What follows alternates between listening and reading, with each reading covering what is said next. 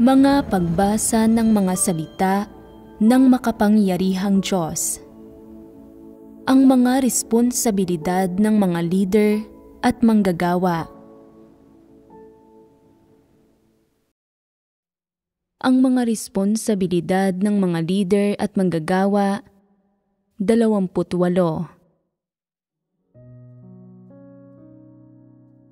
L. Pagiging mahilig maghanap ng gulo. Tingnan natin ang susunod na pagpapamalas.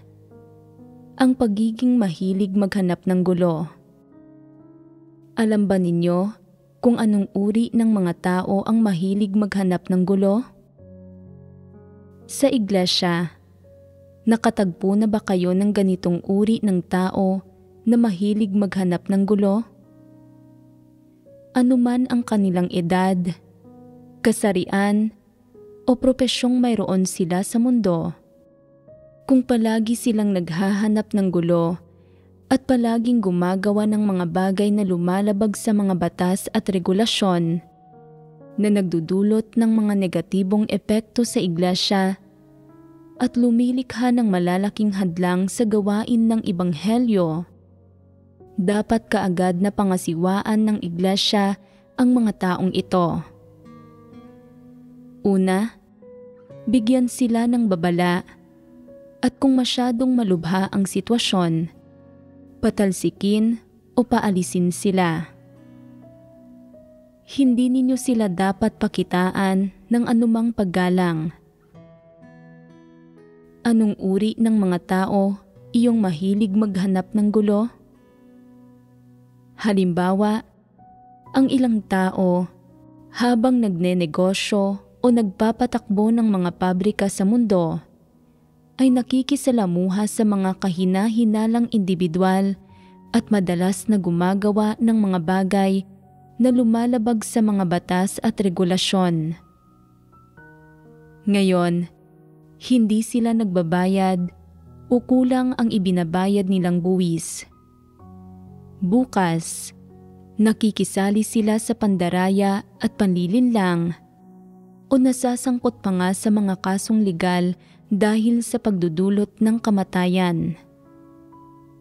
Dahil sa mga bagay na ito, madalas silang ipatawag ng korte, ginugugol ang mga araw nila sa mga kaso at palaging nasasangkot sa mga alitan. Kaya bang manampalataya ng gayong mga tao sa Diyos ng taos-puso? Imposible iyon. May ilang tao ring nagsasabing nananampalataya sila sa Diyos, pero kumikilos sa mga lubhang kakaiba at abnormal na paraan. Ngayon, nililigalig nila ang kasalungat na kasarian. Bukas, maaaring mambastos sila ng isang tao ng sexual at maiulat. Masasabi mo bang mahilig maghanap ng gulo ang ganitong mga tao? Kung gayon, kaya bang manampalataya ng gayong mga tao sa Diyos ng taos-puso? Ang mga taong ito na mahilig maghanap ng gulo, pagkatapos manampalataya sa Diyos, ay palagi pa ring nakikisalamuha sa mga kahina-hinalang individual mula sa lipunan at patuloy na nagdudulot ng mga alitan, tulad ng mga alitan sa mga emosyonal na usapin, pananalapi, ari-arian, o mga pansariling interes. O dahil sa ilang insidente na nagdudulot ng tensyon sa isa sa mga relasyon nila, o dahil sa hindi patas na paghahati ng mga nakaw na yaman nila, palaging may mga taong naghahangad na magdulot sa kanila ng kaguluhan. Kapag dumadalaw ang mga kapatid sa bahay nila paminsan-minsan, maaaring makasalubong nila ang mga kahina-hinalang tao na ito. Kahit kapag nasa mga pagtitipon sila o gumagawa ng tungkulin nila, paminsan-minsan ay sumusulpot ang mga kahina-hinalang taong ito sa pinto nila o nagpapadala ng mga nanliligalig na mensahe Kaya ang sino mang kasama ng mga taong ito na mahilig maghanap ng gulo ay malamang na madamay sa mga kaguluhan nila. Sa partikular, ang gawain at reputasyon ng iglesia ay lalo pang malamang na maaapektuhan at mapipinsala ng mga taong ito. Sabihin mo sa akin, mabuti ba para sa gayong mga tao na manatili sa iglesia? Ang ganitong uri ng tao ay dapat ding paalisin at pangasiwaan. May ilang tao rin, anuman ang propesyon nila sa lipunan, na palaging gustong sumalungat sa pamahalaan, sa mga opisyal ng pamahalaan, o sa mga partikular na grupong panlipunan at mga pampublikong personalidad. Ngayon, inilalantad nila ang mga hindi makatarungang pagkilos ng pamahalaan. Bukas, nagsasampa sila ng kaso laban sa ilang grupo o organisasyon, humihingi ng kabayaran para sa mga pinsala. Sa makalawa, inilalantad nila ang pribadong buhay ng isang pampublikong personalidad na nagtutulak sa mga tao na hanapin sila. Paghahanap ba ito ng gulo? Kahit pagkatapos nilang manampalataya sa Diyos, gusto pa rin nilang patuloy na makisangkot sa mga usaping panlipunan. Kapag may nakikita silang bagay na hindi nila ikinasisiya at ikinagagalit nila, palagi nilang gustong manindigan para sa katarungan para magpakitang gilas o magsulat ng isang komento o artikulo para husgahan ang mga tama at mali ng usaping iyon. Ano ang nangyayari sa huli? Wala silang naisa sa katuparang anuman, kundi nauuwi sa pagdudulot ng sangkatutak na kaguluhan para sa sarili nila. Nasasangkot sa mga kaso at nasisira ang reputasyon nila. At palaging may mga kahina-hinalang tao mula sa lipunan na naghahanap sa kanila, gustong maghiganti o kumilos laban sa kanila, kaya namumuhay sila sa matinding takot. Para makatakas sa ganitong uri ng buhay at maiwasan ang kaguluhan, bumibili sila ng ilang bahay. Ipinaliliwanag na, sabi nga nila, ang isang tusong kuneho ay may 3 lungga. Isa lang sa 3 bahay ko ang alam ng publiko. Walang nakakaalam sa 2 pa. Pinananatili ko ang mga ito para sa paggamit ng iglesia at para matirhan ng mga kapatid. Sa palagay mo ba, ay magiging ligtas ang mga kapatid kung mananatili sila roon? Napakagandang pakinggan ang lahat ng salita nila at mabuti ang intensyon nila sa paggawa nito. Pero dahil sa karakter nila at kapintasan nila sa pagkahilig na maghanap ng gulo, sino ang maglalakas loob na manatili sa bahay nila? Kung mananatili ka roon, maaaring isipin ng mga tao na bahagi ka ng pamilya nila. Kung may sino mang maghahanap para bugbugin sila, pero hindi sila matagpuan, hindi ba't ikaw na lang ang bubugbugin ng mga ito? May ilang tao na mahilig maghanap ng gulo. Kapag nagmamaneho sila ng ordinaryo at napadpad sa isang liblib na lugar, maaari silang harangin ng sinuman na siya namang kakaladkad sa kanila palabas ng sasakyan, marahas na bubugbugin sila at bibigyan sila ng babala. Alam nila na ito ay dahil nauna nilang napasama ang loob ng isang tao at nagdala ng kaguluhan sa sarili nila, at na sino mang napasama nila ang loob ay gusto silang pahirapan. Hindi ba't iyon ang mismong nararapat sa kanila? Ang ganitong uri ng tao ay ang uri na mahilig maghanap ng gulo. Pagkatapos nilang magsimulang manampalataya sa Diyos, anumang usapin ang tinatalakay ng iglesia, palagi nilang gustong makisawsaw. Gusto nilang magbigay ng opinyon tungkol sa usapin at magbigay ng ilang komento. Sinusubukan ding kumbinsihin ang mga taong makinig sa kanila. Kung hindi tatanggapin ng iglesia ang mga mungkahin nila, labis silang hindi nasisiyahan at naghihinanakit. Hindi alam ang sarili nilang mga abilidad.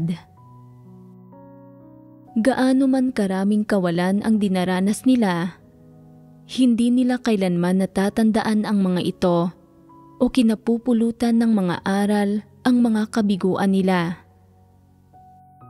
Ang gayong mga tao ay nagdudulot ng kaguluhan kahit kapag nananampalataya sila sa Diyos. Sa isang banda, hindi nila nauunawaan ang katotohanan, pero palagi pa rin nilang gustong makibahagi sa gawain ng iglesia. Sinusubukang makialam sa lahat ng bagay na nagreresulta sa paggambala at panggugulo nila sa gawain ng iglesia. Sa kabilang banda naman, tuwing gumugugol sila ng maraming oras kasama ang sinumang kapatid, nagdudulot din sila ng kaguluhan sa mga ito. Ang ganitong uri ng mga tao na mahilig maghanap ng gulo ay isang malaking pasakit. Sa palagay mo ba, ang mga taong mahilig maghanap ng gulo ay mga taong hindi nagdudulot ng mga problema? Mga tao ba sila na marunong lumugar? Tiyak na hindi sila mga taong marunong lumugar. Karaniwan, ang mga taong namumuhay ng disenteng buhay ay may tendensiyang matutong lumugar. Hanggat walang kinalaman ang mga usaping panlipunan sa pananampalataya nila sa Diyos, ganap na hindi sila nakikibahagi o nagtatanong tungkol sa mga ito.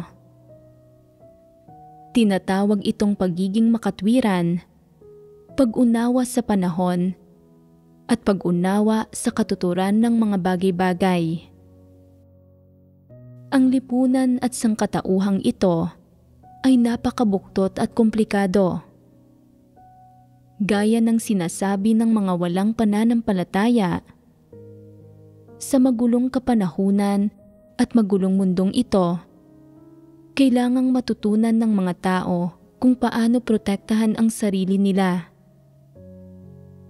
Higit pa rito, palagi kang nagkukomento tungkol sa mga usaping panlipunan at gustong makibahagi sa mga ito, pero hindi iyon ang landas na dapat mong tahakin sa buhay. Ang paggawa ng mga bagay na iyon ay walang halaga at hindi ang tamang landas sa buhay. Kahit na nakapagsasalita ka ng patas, hindi pa rin iyon maituturing na makatarungang layunin. Bakit hindi?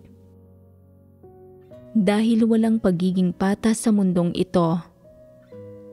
Hindi ito pinahihintulutan ng masasamang kalakaran.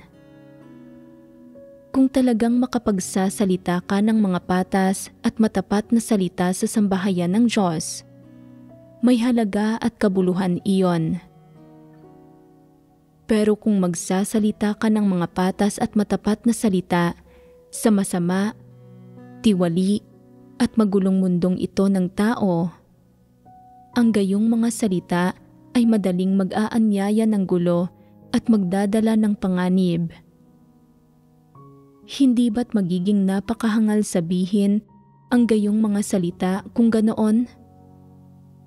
Ang paggawa nito ay hindi lang hindi magpapahintulot sa iyo na mamuhay ng may kabuluhan, kundi magdadala rin ito sa iyo ng walang katapusang kaguluhan. Kaya, Nakikita ng matatalinong tao na ang mga usaping panlipunang ito ay isang salot at lumalayo at umiiwas sila sa mga ito. Samantalang lumalapit sa mga ito ang mga hangal na tao, nagdadala ng napakalaking kaguluhan sa sarili nila. May ilang tao sa partikular, matapos magsanay ng martial arts ng ilang araw, ang natututo ng ilang magarbong teknik at nagkakamit ng kaunting kasikatan, at pagkatapos ay gustong makipaglaban para sa katarungan at nakawan ang mayayaman para tulungan ang mahihirap. Gusto nilang gampanan ang papel ng isang kabalyerong lagalag o mandirigma, naglilibot para itama ang mga mali, at nangunguna pa nga sila para tumulong tuwing nakakakita sila ng kawalang katarungan.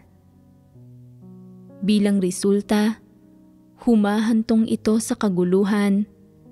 Hindi nila napagtatanto kung gaano kakomplikado ang lipunan.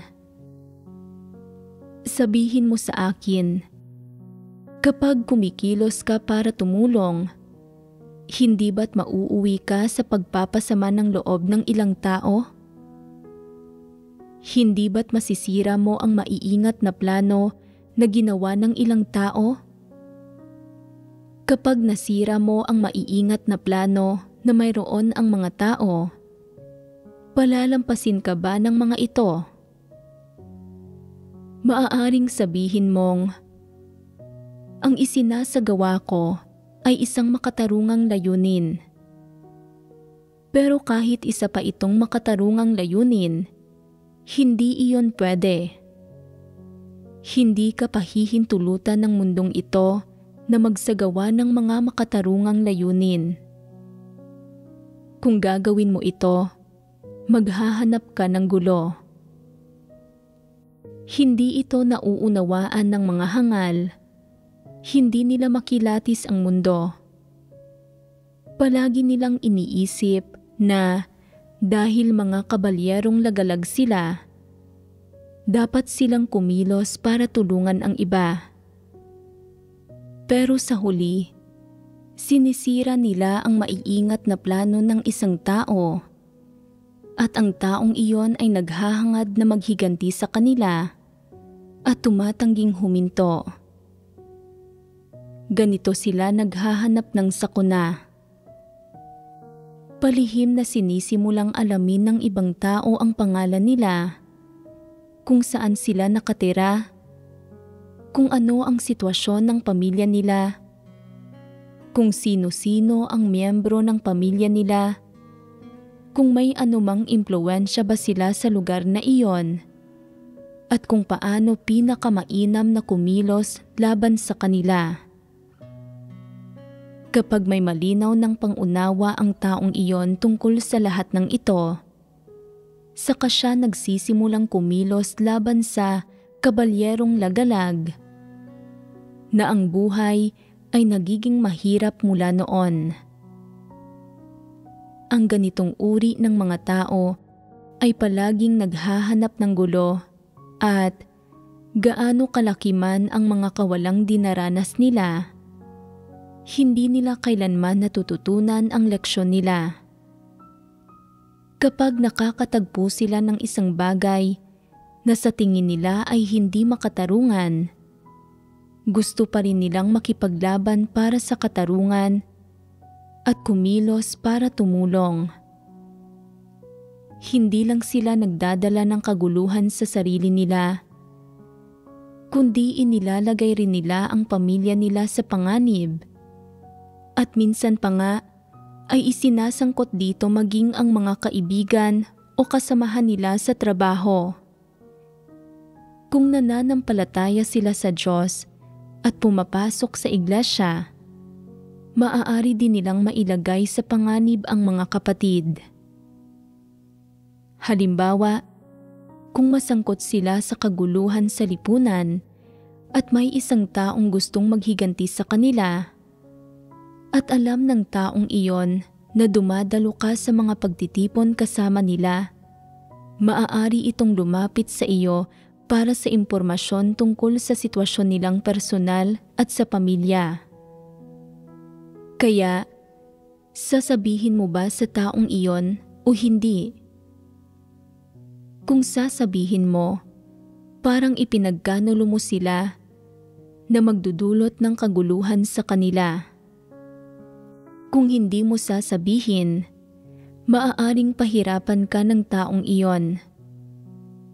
Masyadong maraming masamang tao sa mundong ito at ang masasamang tao ay pawang walang katwiran. Kung may magpapasama ng loob nila, gagamitin nila ang lahat ng paraan para maghiganti. Hindi ba't iyon ang kaso? Anuman ang uri ng kaguluhan na kinasasangkutan ng mga taong mahilig maghanap ng gulo, palagi itong nagdudulot ng kaguluhan at panggugulo sa pagganap ng kanilang tungkulin at maaari ding makaapekto sa gawain ng iglesia sa iba't ibang antas. Kung ang isang tao ay palaging naghahanap ng gulo, sa palagay ba ninyo na ang pagbabahagi ng katotohanan sa kanya ay makalulutas sa problemang ito? Ang ganitong uri ng mga tao ay kadalasang walang tamang katwiran. Kahit kapag nasasangkot sila sa kaguluhan, hindi nila ito nakikita bilang isang kaguluhan. Maaaring isipin pa nga nila na may pagpapahalaga sila sa katarungan. Sa gayong mga kaso, walang silbi ang pagbabahagi sa kanila ng katotohanan dahil may baluktot na pagkaarok sila. Mga kakatuwang individual sila. Hindi madaling tumanggap ng katotohanan ang mga kakatuwang individual. Maaaring sabihin ng ilang tao na nahaharap sila sa paghihirap. Paano natin sila ipagsasawalang bahala? Paanong hindi natin sila pakikitaan ng awa? Dapat natin silang tratuhin ng may pagmamahal. Ayos lang ang pagtrato sa kanila ng may pagmamahal. Pero matatanggap ba nila ito? Kung hindi talaga nila tinatanggap ang katotohanan, at patuloy na pinanghahawakan ang sarili nilang mga pananaw, angkop ba para sa iyo na patuloy na magbahagi sa kanila ng katotohanan ng walang katapusan? Hindi. Bakit hindi ito angkop? Ang ganitong uri ng mga tao ay hindi taos-pusong nananampalataya sa Diyos. Ang diwa nila ay sa mga hindi mananampalataya. Kahit magbahagi pa tayo ng katotohanan sa kanila, hindi nito malulutas ang problema at makapagdadala pa rin sila ng maraming kaguluhan sa iglesia. Kaya, dapat bang paalisin ang ganitong uri ng mga tao? Oo, dapat silang paalisin. May isa pang uri ng mga tao na mahilig maghanap ng gulo. Sa iglesia, palagi nilang inuudyukan ang mga kapatid na gumawa ng mga partikular na bagay. Halimbawa, sinasabi nilang, ang hakbang na iyon na isinagawa ng pamahalaan at ang pulisiyang binalangkas nila ay hindi makatwiran.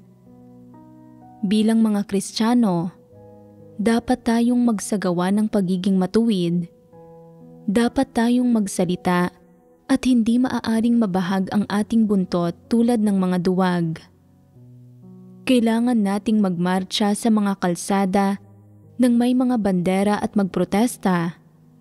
Ipinaglalaban ang kapakanan ng mga kapatid, ng ating iglesia at ng lahat ng sangkatauhan. At ano ang resulta nito? Bago pa man sila makapagmarcha, natuklasan na ito ng pamahalaan at ipinatatawag na sila ng hukuman. Sabihin mo sa akin, Mapalad ba o hindi mapalad para sa iglesia na magkaroon ng gayong mga tao? Sinasabi ng ilang tao, lumalabas na may gayong mga taong may talento ang ating iglesia. May potensyal ang taong ito na maging leader. Tingnan mo ang mga tao sa ating iglesia. Lahat sila ay mababang loob at sumusunod. Walang impluwensya sa lipunan. Mahina ang loob nila at hindi nangangahas na pangasiwaan ang anumang malalaking issue at sobrang natatakot sila na maghanap ng gulo. Iba ang taong ito. Siya ay matapang, may kabatiran at mapagpasya.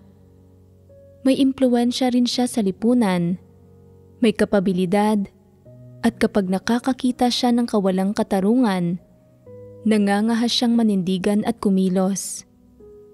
Kahit kapag nahaharap sa kasong legal, hindi siya natataranta o nababalisa.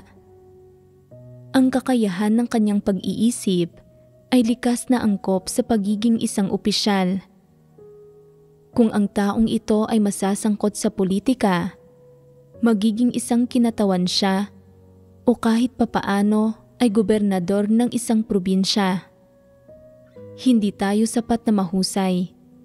Kaya, dapat piliin siya ng iglesia na maging leader. Kung pamumunuan niya tayo, tiyak na magkakamit tayo ng kaligtasan. May ilang hangal na tao na partikular na mataas ang pagtingin sa mga taong mahilig maghanap ng gulo sa lipunan at iniidolo ang mga ito. Ginugusto pang ang ihalal ang mga ito bilang mga leader ng iglesia. Sa palagay ba ninyo ay naaangkop ito? Hindi. Bakit hindi ito naaangkop? Hindi ba't kailangan ng iglesia ang gayong mga taong may kapabilidad? Hindi kailangan ng iglesia ang gayong mga tao. Dapat pamunuan ng mga lider ng iglesia ang hinirang na mga tao ng Diyos para magkakasamang kumain at uminom ng mga salita ng Diyos sa mga pagtitipon, hangarin ang katotohanan at gawin ang tungkulin nila sa pagpapalaganap ng Ebanghelyo. Bagamat tila may di umano'y tapang, pananaw, at pagiging mapagpasya ang gayong mga tao sa panlabas, hindi nila kayang gawin ang ganitong uri ng gawain at magdudulot sila ng walang katapusang kaguluhan sa iglesia. Sa makatwid, hindi sila nararapat na maging mga lider ng iglesia. Hayaan mong sabihin ko sa iyo, isang pagkakamali para sa ganitong uri ng tao na manatili sa iglesia at magiging mas mapaminsala pa nga ang ihalal ang gayong mga tao bilang leader. Saan nila aakayin ang iglesia? Gagawin nilang isang relihiyosong grupo ang iglesia. Ito ay dahil kapag nakikita nila ang mga kawalang katarungan sa lipunan, magsasampa sila ng mga kaso. Kapag nakikita nila ang masasamang tao na inaapi ang mahihirap, ipaglalaban nila ang mga ito. Kapag nakikita nila ang mga tiwaling opisyal na brutal na nananakit sa mga tao, gugustuhin nilang ipaglaban ang katarungan sa ngalan ng langit. Dahil dito, kayong lahat ay unti-unti ring magiging mga kabalyerong lagalag na lumalaban para sa katarungan. Sa ganitong paraan, maaari pa rin ba kayong magtamo ng kaligtasan? Sa panlabas, maaaring tila medyo may kapabilidad ang mga taong mahilig maghanap ng gulo. Pero sa huli, ano ang nangyayari? Lahat sila ay itinitiwalag dahil sa pagambala at panggugulo sa gawain ng iglesia, dahil ang landas na tinatahak nila ay hindi ang tamang landas. Anumang uri ng gulo ang hinahanap nila, hindi sila tumatahak sa tamang landas, ni hindi sila sumusunod sa kalooban ng Diyos. Wala sa mga ginagawa nila ang may anumang kaugnayan sa iglesia, sa gawain ng Diyos o sa mga layunin ng Diyos. Lahat ng ginagawa nila ay malayo sa mga layunin ng Diyos at lumilihis sa tamang landas. Ang kalikasan ng paghahanap nila ng gulo ay na nakikisalamuha at nasasangkot sila sa mga dyablo. Pinahihirapan sila ng mga dyablo. Sa makatuwid, dapat malinaw na humiwalay ang sambahayan ng Diyos sa gayong mga tao. Kung paulit-ulit silang maghahanap ng gulo, tumatangging makinig sino man ang magtangkang magpayo sa kanila, at sila ay naghahanap ng gulo nang hindi natututo mula sa mga pagkakamali nila. Gumagawa pa nga ng mga walang ingat na maling gawain, dapat silang hikayating umalis. Maaari mong sabihin, tingnan mo ang lahat ng kaguluhang hinanap mo, kung gaano kalaking hadlang ito sa gawain ng iglesia, at kung gaano karaming pagganap ng tungkulin ng mga tao ang naapektuhan. Paanong hindi mo ito napagtatanto? Ang lawak ng iyong pag-iisip ay sobra-sobra. Sapat ang lawak nito para saklawan ang buong mundo. Ang isang taong tulad mo ay dapat makipagsapalaran sa mundo. Dapat mong linangin ang iyong sarili at pamunuan ang bansa. Nagdadala ng kapayapaan sa mundo.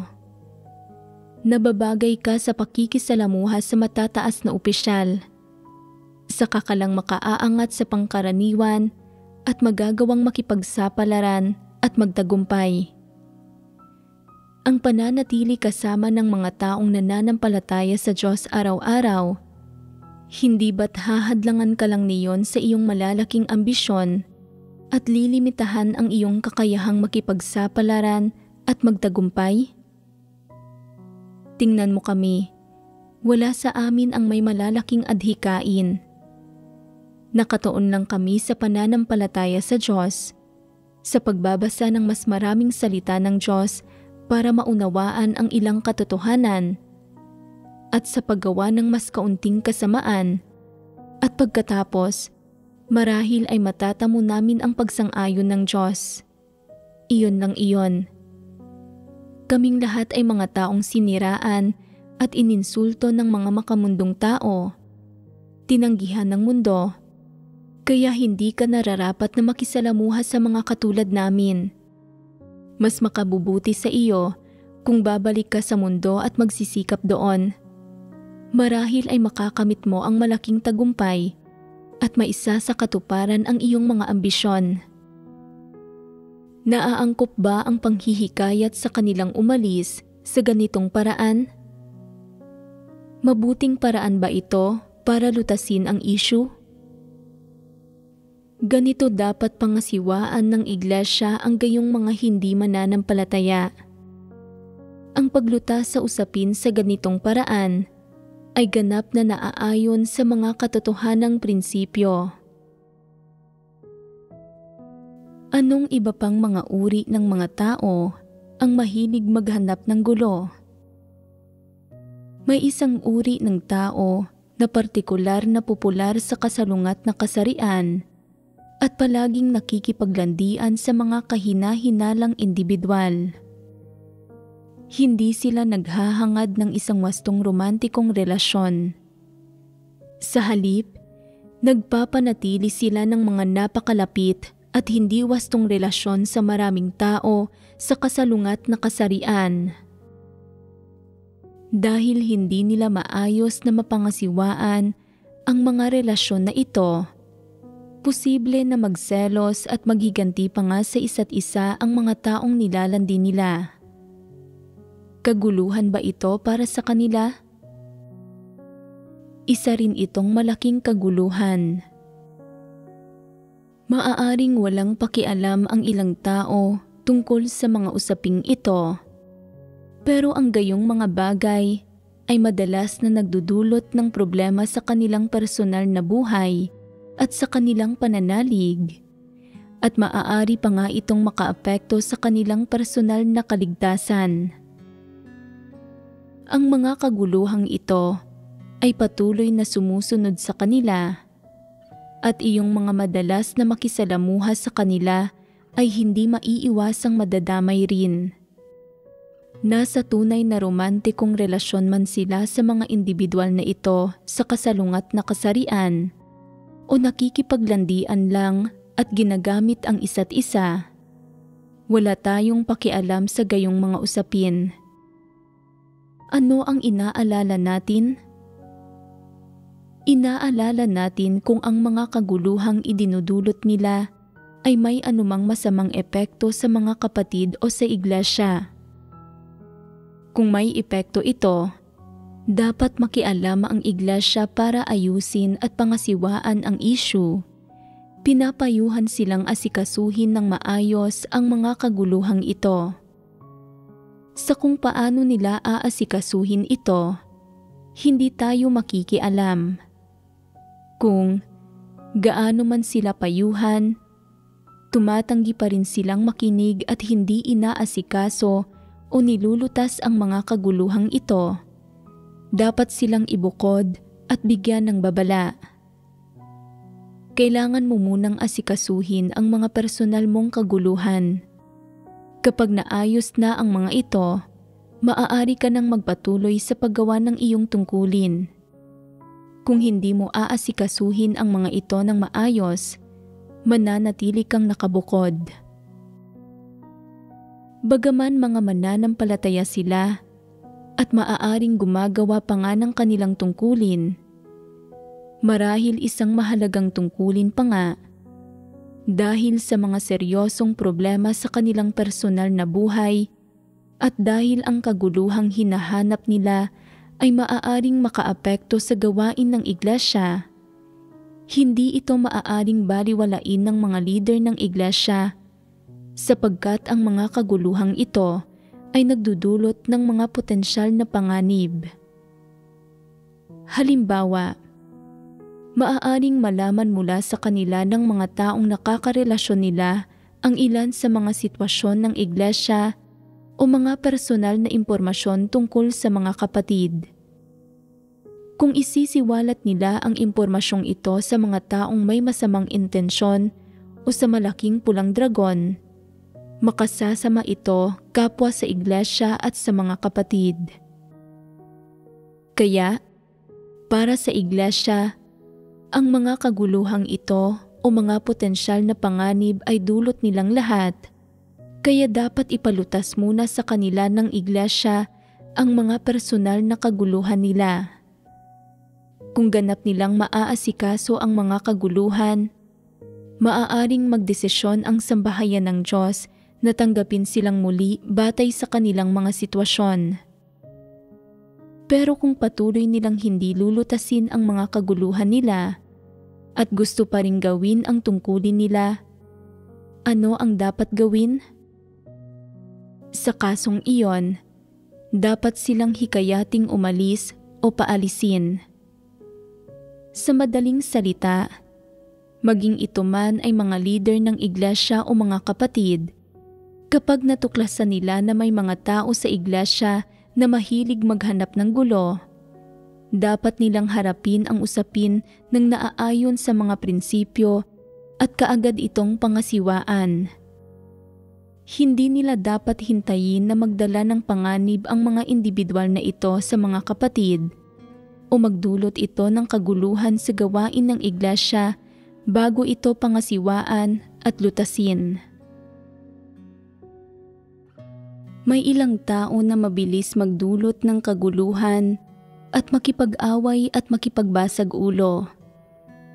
Pakiramdam nila palagi na malakas sila sumuntok, palaging gustong talunin ang lahat sa mundo, o kung marunong sila ng kaunting magarang martial arts, gusto nila palaging gumamit ng dahas at puwersa laban sa iba.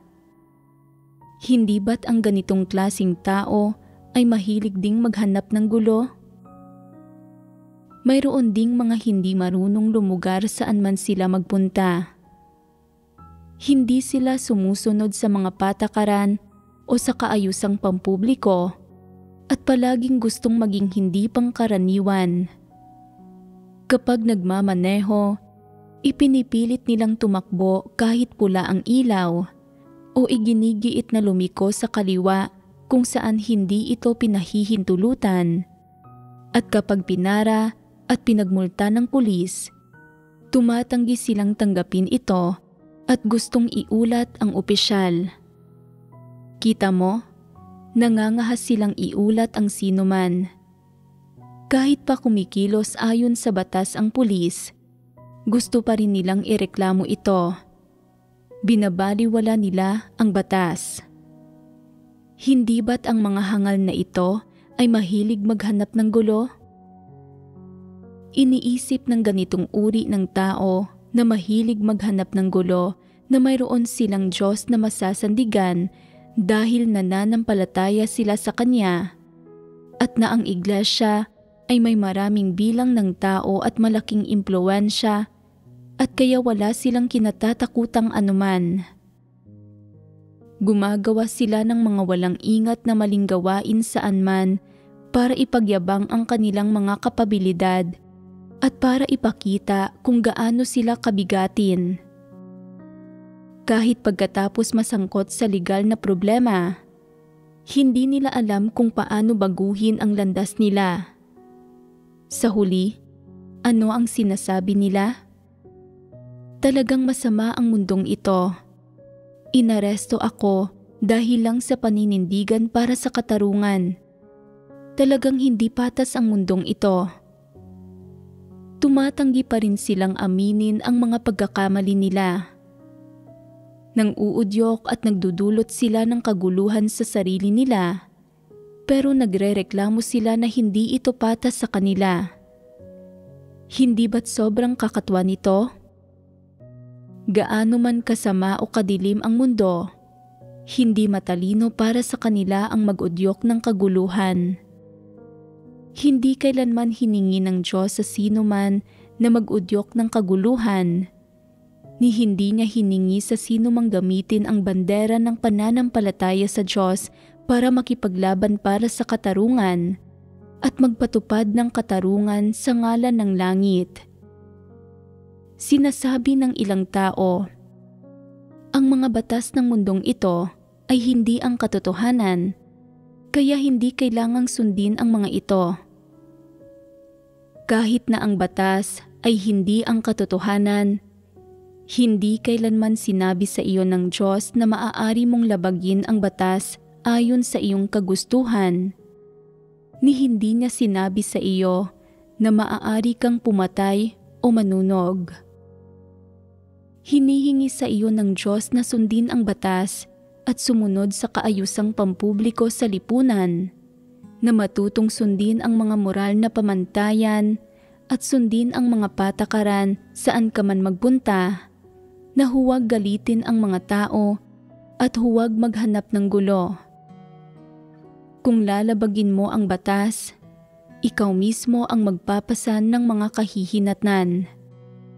Huwag mong asahan na aakuin ng sambahayan ng Diyos ang responsibilidad para sa iyo, dahil ito ay personal na pag-uugali at kumakatawan lang sa iyo bilang isang individual. Hindi ka kailanman sinabihan ng sambahayan ng Diyos na gumawa ng anumang iligal. Saan mang bansa mo pinangangasiwaan ang mga usapin, ipinag-uutos ng sambahayan ng Diyos na suriin mo ang batas at kumonsulta ka sa abogado. Anumang sinasabi ng abogado ay naaangkop, iyon ang dapat mong gawin. Kung hindi ka pinayuhan ng abogado na kumilos sa isang partikular na paraan at kumilos ka ng walang alam, ginawang palpak ang mga usapin at nilabag ang batas, ikaw mismo ang magpapasa ng mga kahihinatnan. Huwag kang magdala ng kaguluhan sa sambahayan ng Diyos. Kahit na ang iminumungkahing paraan ng abogado ay hindi ang pinakamainam na pagpipilian, kailangan mo pa ring sundin ang payo ng abogado. Basta't legal ito at hindi magdudulot ng malaking pinsala sa sambahayan ng Diyos, maaari itong gawin. Palaging sinasabi ng sambahayan ng Diyos sa mga tao na kumonsulta sa mga abogado at pangasiwaan ang mga usapin ayon sa batas. Gayunpaman, iniisip ng ilang tao, hindi nabibilang sa mundo ang sambahayan ng Diyos, kaya hindi natin dapat sundin ang mga kalakaran ng mundo. Hindi kumakatawan sa katotohanan ang batas. Ang Diyos lang ang katotohanan at ang Diyos ang pinakamataas. Nagpapasakop lang tayo sa katotohanan at sa Diyos. Bagaman tama ang pahayag na ito, namumuhay ka pa rin sa mundong ito at kailangang pangasiwaan ang maraming makatotohanang issue. Sa makatuwid, hindi mo maaaring labagin ang batas at hindi mo maaaring labagin ang mga katotohanang prinsipyo. Ang pagiging pinakamataas ng Diyos ay tumutukoy sa kanyang pagkakakilanlan at katayuan. Hindi ito isang dahilan para makilahok sa mga ilegal na aktibidad o maghari-harian sa lipunan. Gawin ang anumang gusto mo at maghanap ng gulo sa lahat ng dako.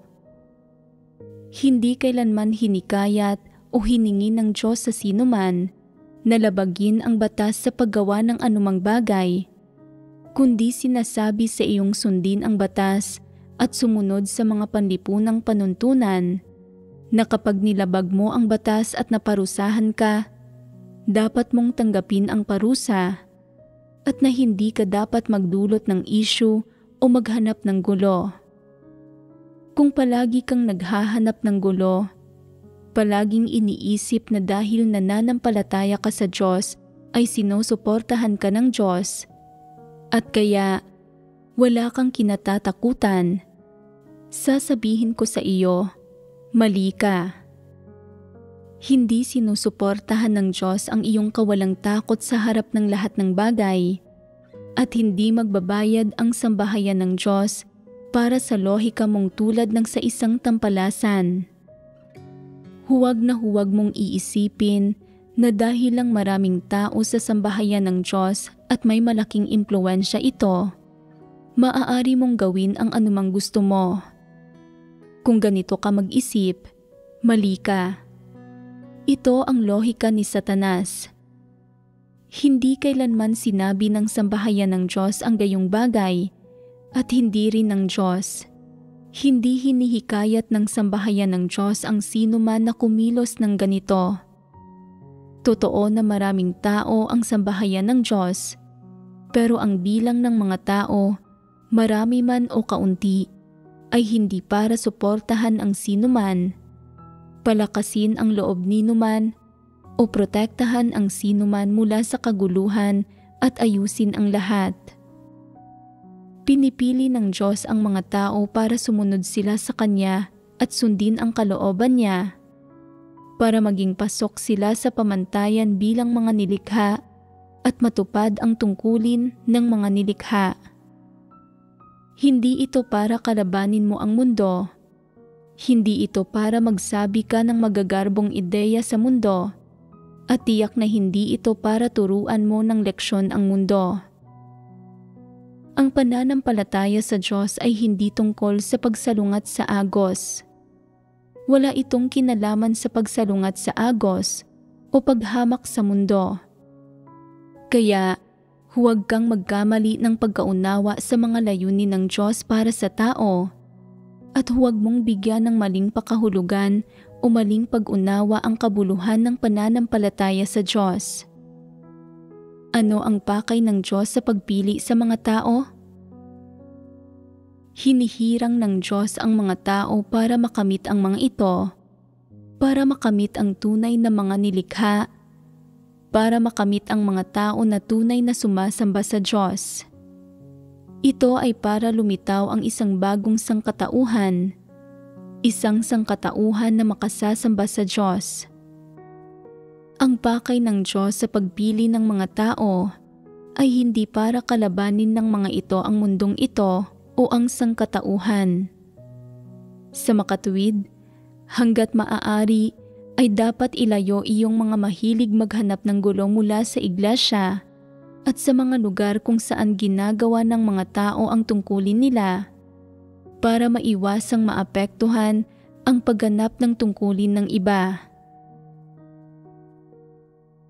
Tungkol naman sa mga mahilig maghanap ng gulo, anuman ang uri ng kaguluhan ang hinahanap nila, kung nagdudulot ito ng kaguluhan sa iglesia at nakaaapekto sa pagganap ng tungkulin ng mga kapatid, ang mga leader at manggagawa ay dapat kumilos at lutasin ang issue. Ganap na hindi ito dapat pabayaan. Dapat kaagad nilang maunawaan at maarok ang sitwasyon, linawin ang ugat ng problema, at pagkatapos ay maglabas ng makatwirang solusyon at pangasiwaan ito. Bakit dapat itong pangasiwaan? Sa isang banda, ang mga kaguluhang ito ay makaaapekto sa gawain ng iglesia, buhay iglesia, o sa pagganap ng tungkulin ng mga kapatid. Sa kabilang banda, nakikita man ng iba ang mga individual na ito na mahilig maghanap ng gulo bilang may talento o bilang mga tamad at tampalasan. Basta't nagdudulot sila ng kaguluhan, dapat kaagad silang pangasiwaan. Kaya paano sila dapat pangasiwaan? Hindi ito tungkol sa pangangasiwa sa kaguluhan, kundi sa pangangasiwa sa mga taong responsable sa pagdudulot nito. Sa pamamagitan ng pag-aalis sa kanila sa iglesia, ang ugat ng kaguluhan ay malulutas at ang issue sa gayon ay mapangangasiwaan. Hinding-hindi ka dapat maging maluwag dahil lang sa tingin mo ay may kapabilidad o may talento ang ilang tao na mahilig maghanap ng gulo. Kung kaya mong maging maluwag sa kanila, isa ka talagang tao na napakagulo ang isip at hindi angkop na maging leader sa iglesia, at dapat kang alisin ng mga kapatid mula sa iyong posisyon. Kung hindi mo pinangangalagaan ang mga interes ng sambahayan ng Diyos at hindi pinoprotektahan ang mga kapatid, kundi sa halip ay pinoprotektahan mo ang masasamang tao at mga gumagawa ng kaguluhan, iniidolo pa nga sila ng sobra. Tinatrato sila bilang mararangal na panauhin at mahuhusay na individual. Iniisip na sila ay mga taong may talento na bihira makita sa iglesia. Ginagamit sila sa mahahalagang gampanin at inaayos pa nga ang mga kaguluhan para sa kanila. Ganap na hindi ka karapat-dapat para sa papel ng leader ng iglesia. Isa kang tao na naguguluhan at isang huwad na leader, at dapat kang tanggalin at itiwalag.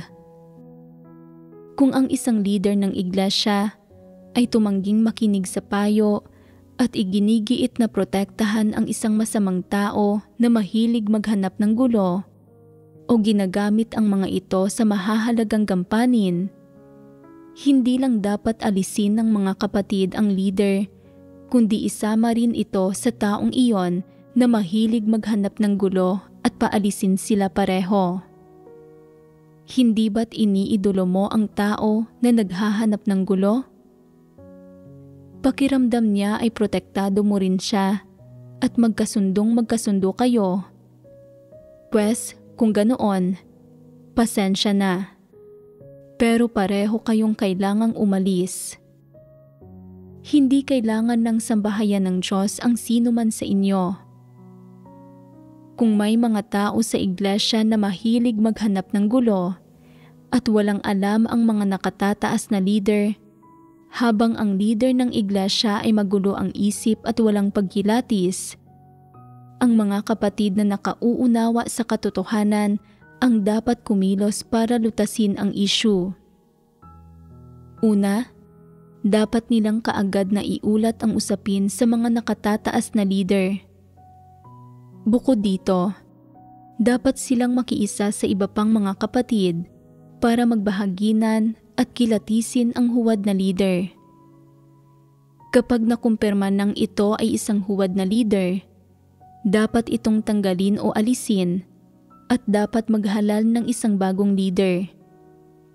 Isang taong kayang pangalagaan ang mga interes ng sambahayan ng Diyos, ang gawain ng iglesia at ang buhay iglesia. Angkop ba ang ganitong pagsasagawa? Magkasamang alisin ang leader ng iglesyang ito at ang taong mahilig maghanap ng gulo. Hindi ba't sila ay dalawang tao na magkasundo dahil sa kanilang magkaparehong mga ubod ng samang katangian, kinaiinggitan at hinahangaan ang isa't isa? Kung gayon, pagbigyan ang kahilingan nila at hayaan silang bumalik sa mundo ng magkasama. Ayaw ng sambahayan ng Diyos sa mga taong kagaya nila. Kung mananatili sila sa iglesia, maghahanap at lilikha lang sila ng kaguluhan, magdudulot ng malaking pinsala sa gawain ng iglesia. Dapat silang alisin. Saan man nila gustong pumunta at gaano kalaking guluman ang gusto nilang hanapin, ay sarili na nilang problema. Sa anumang kaso, wala itong kaugnayan sa iglesia at hindi madadamay ang iglesia. Hindi ba't malulutas niyon ang issue? Medyo mabuti ang solusyong ito. Diyan nagtatapos ang pagbabahaginan natin tungkol sa 12 pagpapamalas hinggil sa mga taong mahilig maghanap ng gulo.